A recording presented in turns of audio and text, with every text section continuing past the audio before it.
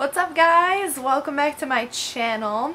Today we're going to be talking about coffee, my favorite thing in the entire world. And I don't want to scare you guys, but... Stop! I could have dropped my croissant! Your afternoon coffee habit could be leading to weight gain. So recently and reluctantly, I have given up my afternoon coffee habits in lieu of herbal tea or decaf coffee. I still drink coffee in the mornings, but I just don't drink it in the afternoon. I have a few cups in the morning and that's it. Now, I'm one of those people who sets my coffee maker the night before. I'm literally obsessed. I buy expensive coffee beans even though they probably taste the same as normal coffee. And I always have to buy like a new mug whenever I go to Marshall's because they're always like $3.99 and you can't beat $3.99. But anyways, so what happened when I stopped drinking coffee in the afternoon? 1, I have more energy. 2, my stress levels have decreased dramatically. Number 3, I lost fat around my stomach and gained more lean muscles. Abs. Where are you, abs?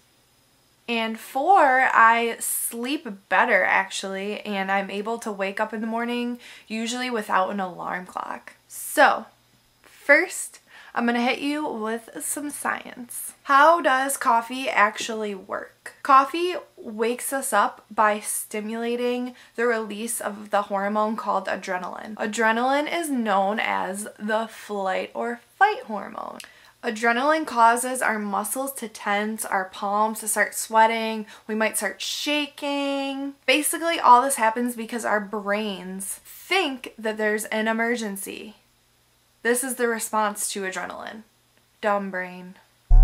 Don't call brain names. Along with adrenaline, coffee also stimulates the production of another hormone called cortisol. This is where the problem begins. Cortisol, aka the stress hormone, is released by our adrenal gland and then it's carried throughout our entire body by attaching to our blood. Cortisol naturally occurs in the morning to get our butts out of bed, so it usually peaks around 8 a.m. and then it gradually tapers off throughout the day. Cortisol also peaks during times of stress. In general, weight training and cardio, anything that you do in the gym is a stressor on the body. Therefore, cortisol levels are going to be naturally higher during your workout and after your workout. Makes sense, right?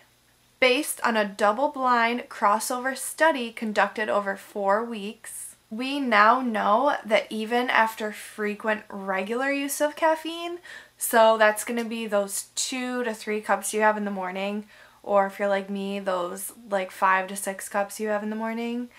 Just kidding, kind of, not really though. Repeated exposure of the caffeine dramatically increases the level of cortisol in your blood. If this second exposure of caffeine comes after a workout, your already raised cortisol levels are just going to continue to rise. So, why is this bad? When cortisol levels are too high for too long, it causes the body to hold on to abdominal fat. This visceral fat is the kind of fat that lives underneath your skin and surrounds all of your vital organs. It causes your belly to press out.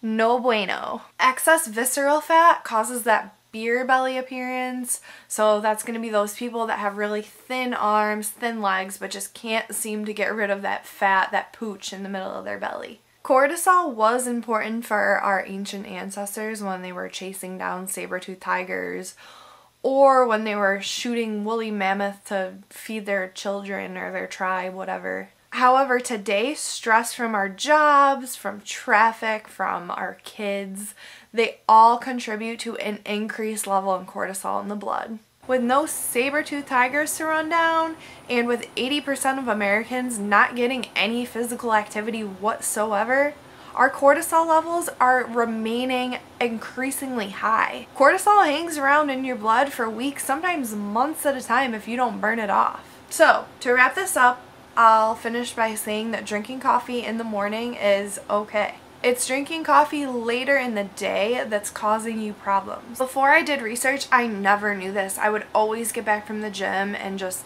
eat lunch and then have a cup of coffee. Like, I really enjoyed coffee throughout the day. I just really liked the taste of it. But drinking a second dose of coffee after your first dose causes an increase in stress hormones, and increase in stress hormones leads to abdominal fat.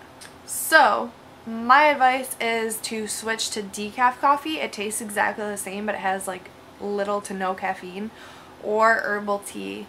I really love herbal tea now that I haven't been able to get my coffee fix. If you do these things, I guarantee you that the weight loss progress that you're working so hard toward is going to be much more visible, much more quickly.